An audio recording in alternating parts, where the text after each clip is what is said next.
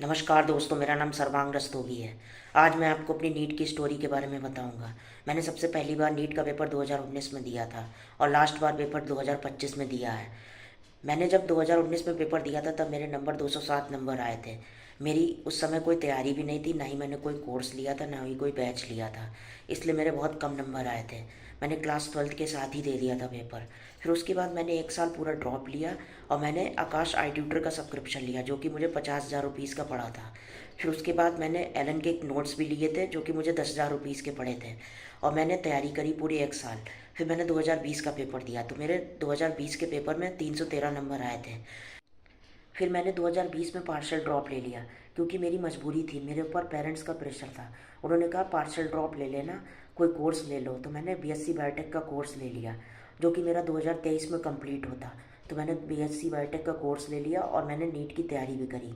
उस टाइम पे यकीन बैच आया हुआ था पीडब्ल्यू का, बिल्कुल न्यू न्यू।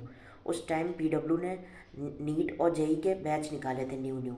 तो मैंने यकीन बैच ले लिया था 2020 में।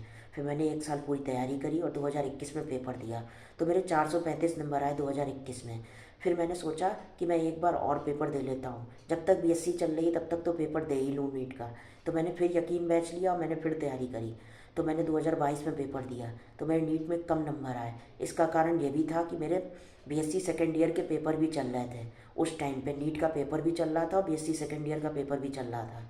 मैं उस टाइम बहुत डिप्रेस था, बहुत परेशान था कि मैं कैसे दोनों चीज़ों को करूँगा। मैंने ये भी सोचा कि या तो मैं बीएससी छोड़ दूँ या नीट को छोड़ दूँ, पर मैंने जैसे तैसे दोनों को किया और मेरे इस कारण से 2022 वाले पेपर में बहुत कम नंबर आए। फिर उसके बाद मैंने बीएससी बायोटेक सेकेंड ईयर पास कर लिया। फिर उसके बाद मैंने एक बार फिर से यकीन बैच लिया और मैंने 2023 की तैयारी करी। फिर मैंने 2023 की पूरी तैयारी करी पार्शियल ड्रॉप के साथ और फिर मैंने 2023 का पेपर दिया। पर इस बार सही रहा, मेरे कोई भी बीएससी थर्ड ईयर के पेपर कोलाइड नहीं करे नीट के साथ में और मैंने आराम से पेपर दे लिए। तो मेरे उस टाइम पे 450 नंबर आए थे 2023 के पेपर में। फिर मैंने सोचा कि मैं अब कहीं से दूसरा कोर्स ले लेता हूँ, क्योंकि मेरी बीएससी तो कंप्लीट हो ही गई थी। अब मैंने सोचा कि मैं कोई और कोर्स ले लेता हूँ। वो आपको मैं इस कोर्स के बारे में आगे की वीडियो में बताऊँगा। फिर मैंने इस कोर्स को ले लिया और इसके साथ भी मैंने पार्शियल ड्रॉप ले लिया।